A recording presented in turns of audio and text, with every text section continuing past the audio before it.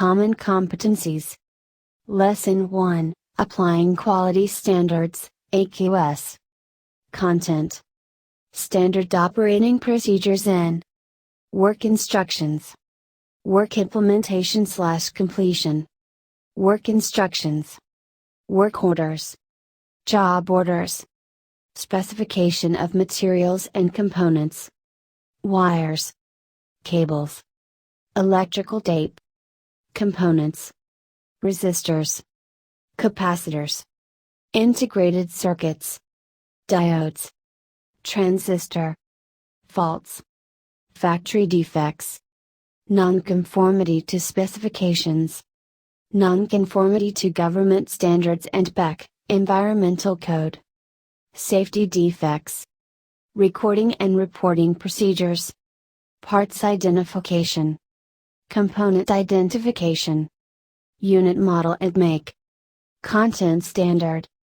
The learners demonstrate an understanding of the underlying principles in applying quality standards based on prescribed procedures and standards. Performance standard. The learner shall be able to apply quality standards based on prescribed procedures and standards. Learning competencies. Learning outcome number 1. Assess quality of received materials or components.